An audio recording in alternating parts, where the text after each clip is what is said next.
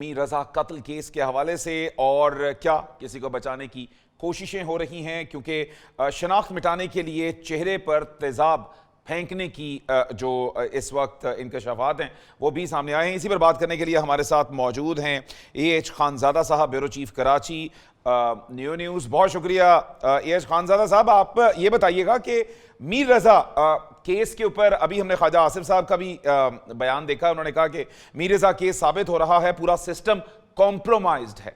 तो आप वहां पर बैठे हैं, आपको भी लगता है कि सब कुछ कॉम्प्रोमाइज्ड है और कुछ बचाने की कोशिश हो रही है? देखें जनाब, हम ये तो नहीं कह सकते कि कौन किसको बचा रहा है और कौन क्या कर रहा है, लेकिन ये बात बिल्कुल ठीक है। यानी यही इस पूरे मामले का जो है अगर नतीजा है तो वो ये है कि पुलिस का तफ्तीशी निज़ाम बिल्कुल फरसूदा है और पुलिस का तफ्तीशी निज़ाम और उसका अहम जुज़ जो है, जिसको हम तिब्ब शरई कहते हैं या फॉरेंसिक टेक्नोलॉजी कहते हैं या फॉरेंसिक एनालिसिस कहते हैं, वो बिल्कुल फरसूदगी की आला तरीन मिसाल है। मिसाल के तौर पर अब इसमें पुलिस के साथ जो है वो हाथ ये हो गया कि उनकी जहालत और गफलत और नाअहली की बुनियाद पर पुलिस एक तरफ खड़ी हो गई और बाकी लोग दूसरी तरफ खड़े हो गए। चूँकि हमारे यहाँ पुलिस का किरदार ऐसा नहीं है कि लोग उसे ठंडे पेटों बर्दाश्त कर सकें, उस पर भरोसा कम से कम किया जा रहा है। पहले दिन से पुलिस ने ये मौक़िफ़ इख्तियार ही नहीं किया कि ये क्या है। देखिए, मैं आपको अगर आप इजाज़त दें तो मैं थोड़ी सी ये उसूल काफ़ी जो है वो बता दूं कि जब भी कोई शख्स मुर्दा हालत में कहीं मिलता है, वो मालूम हो या नामालूम हो, उसको अस्पताल लाते हैं और मुतल्लिका जगह का मेडिको लीगल ऑफिसर पुलिस के कंट्रोल रूम पर इत्तला देता है और मुतल्लिका थाने को बताता है। मुतल्लिका थाना तहरीर करके देता है कि इस शख्स ये जो मालूम या नामालूम फ़र्द है, इसकी वजह मौत का तयन करके दिया जाए। पुलिस अपने पास से तो ना कुछ कहती है ना कुछ सुनती है। अब अगर पहला पोस्टमार्टम उसका अगर जायजा लें, जो पहला पोस्टमार्टम है उसका पोस्टमार्टम करने की जरूरत है जनाब। पहला पोस्टमार्टम जिस डॉक्टर ने किया वो डॉक्टर कौन है? बिल्कुल ठीक। उसने किसके कहने पर ये पोस्टमार्टम लिखा, किसके कहने पर ये पोस्टमार्टम किया भी कि नहीं किया? बिल्कुल। अच्छा, उस पोस्टमार्टम में अगर कोई खामी थी, उस पोस्टमार्टम में अगर कोई लकूना था, कोई कमी थी, कोई कोताही थी, तो उसकी जिम्मेदार कौन है? उस कमी कोताही का जिम्मेदार एडिशनल पुलिस सर्जन जिला अस्पताल है। और एडिशनल पुलिस सर्जन जिला अस्पताल कौन है? आपको ये सुन के हैरत होगी कि जिस खातून जो पुलिस सर्जन के तौर पर जिसने एतराज़ किए हैं, उसकी असल पोस्टिंग तो एडिशनल पुलिस सर्जन जिला है। यानी अगर पहला पोस्टमार्टम जिसने इस कत्ल और ख़ुदकुशी के दरमियान इस सारे मामले को इबाम बना के पेश किया और इसमें लंबी लंबी सदाएं लगाना शुरू कर दी, वो पहला पोस्टमार्टम है ना।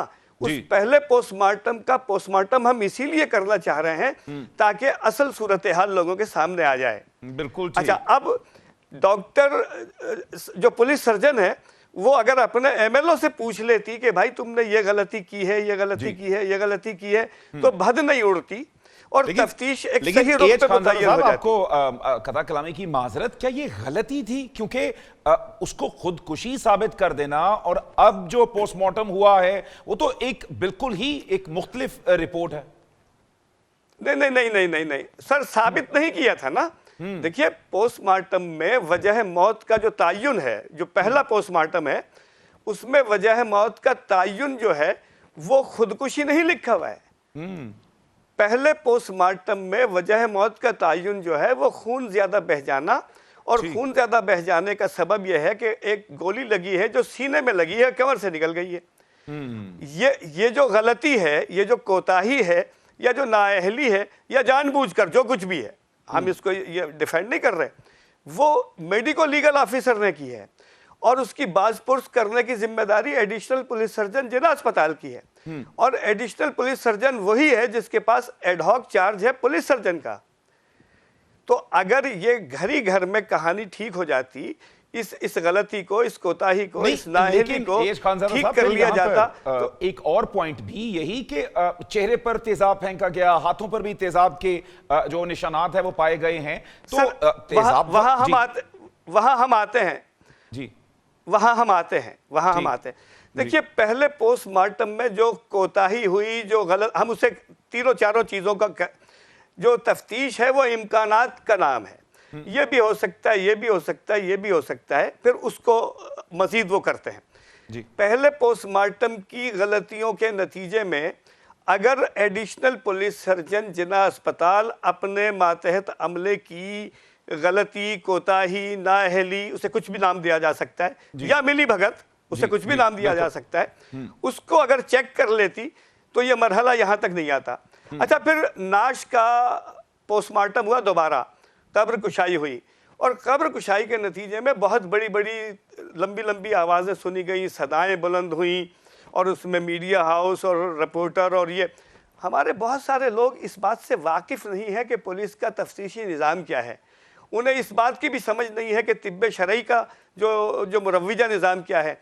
मैं एक सवाल करना चाहता हूँ कि जिस पुलिस सर्जन ने ये जिस कत्ल को हम डिस्कस कर रहे हैं जी, उस कत्ल पे 14 नुकात का एतराज़ात किए, वो एतराज़ात कहाँ करने चाहिए थे उन्हें? वो एतराज़ात अपने डिपार्टमेंट को करने चाहिए थे या मीडिया पे करने चाहिए थे? अपने डिपार्टमेंट, अगर वो अपने डिपार्टमेंट पर एतराज़ करती तो वो मामला ठीक किया जा सकता था। हम ये समझते हैं कि ये केस जो है वो मिसहैंडल हो गया, लोगों की अना की भेंट चढ़ गया है। ये जो फर्रुख रजा जो है, ये जो मीर रजा जो है, ये एक नौजवान था, ये जान की बाजी हार गया। इसके वालिदैन को, इसके बहन भाइयों को, इसके दोस्तों को जो सदमा है वो अपनी जगह है, लेकिन ये पूरा हमारे सिस्टम के मुंह पे तमाचा है, पुलिस के तफ्तीश के निज़ाम पे तमाचा है, तिब्ब शरई के निज़ाम पे तमाचा है। बिल्कुल ठीक। तो क्या अब वरसा जो है वो अब मुतमईन हैं कि अब जिस तरह से मामलात आगे की जानिब बढ़ रहे हैं कि अभी भी उनकी रिजर्वेशंस हैं इस तमाम प्रोसेस के हवाले से? देखिए, मेरा ये ख्याल है, जिस तरह वरसा ने इसको मीडिया पर आकर जिस तहम्मुल के साथ उन्होंने ये बयान किया कि जी वो अब ऐसा महसूस होता है कि वो मुतमईन है, दूसरी जानिब पुलिस ने भी अपने रवैये में खासी लचक पैदा की है। यानी वो, हम उसे लचक इसलिए कह रहे हैं कि पुलिस का जो रवैया था मामूल के मुताबिक, अब वो गैर मामूली रवैया हो गया है। पुलिस ने तफ्तीशी टीम को तब्दील कर दिया है। पुलिस ने SHO गुलिस्तान जौहर को, जिसकी सरबराही में, जिसकी सरपरस्ती में ये सारा मामला पहले मिसहैंडल हुआ था, उसको मुअत्तल करके उसके ओहदे में तनज़्ज़ुल कर दी है। अच्छा, अब कहने को तो 100 बातें हैं। मैं ये बात कहना चाहता हूं कि जो 14, यानी ये जो मीर रजा का पोस्टमार्टम है, ये 329वां पोस्टमार्टम हुआ है जिला अस्पताल में। तो इससे पहले 328 पोस्टमार्टम हो चुके थे। 328 पोस्टमार्टम में क्या उन 14 नुकात का ख्याल रखा गया जो मीर रजा के पोस्टमार्टम पर पुलिस सर्जन ने आके कहा कि जी ये होना चाहिए था? ये भाई, कत्ल तो कत्ल है ना जी, कत्ल तो अमीर का, गरीब का, मेरा, आपका, किसी का भी कत्ल है ना। तो जो उसूल काफ़ी मीर रजा के मुकदमा कत्ल में बढ़ता जा रहा है, वो 328 में बढ़ता गया कि नहीं बढ़ता गया? ये भी देखने की ज़रूरत है कि एक मीडिया हाउस ने एक तरफ की बात चलाई, दूसरे मीडिया हाउस ने दूसरी तरफ की बात चलाई, यानी सब अपनी अपनी अना के हिसार में कैद हो गए थे। एक आदमी अपनी बात सच साबित करने के चक्कर में, दूसरे अपनी बात सच साबित करने के चक्कर में, यानी ये जो मीर रजा का कत्ल है, मीर रजा का कत्ल जो है वो हमारे निज़ाम तफ्तीश, हमारे निज़ाम तिब्ब शरई।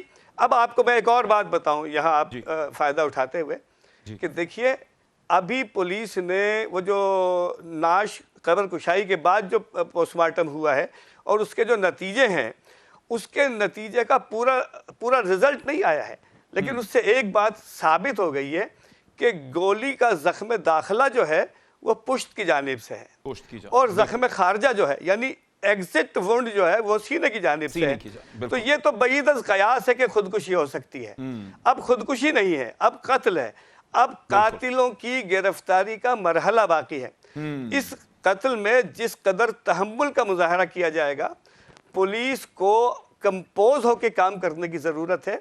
ये बात भी क़ब्ल वक्त है कि कोई कहता है कि उसको बचा रहे हैं, कोई कहता है कि उसको बचा रहे हैं। जनाब, कातिल कभी भी नहीं बचता। कत्ल जो है वो बरसों के बाद भी जो है वो खून बोलता है ना, खून फिर खून है।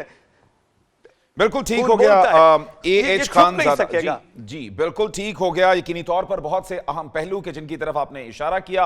आपसे मजीद भी इसी केस के हवाले से आने वाले प्रोग्राम्स में अपडेट्स लेते रहेंगे।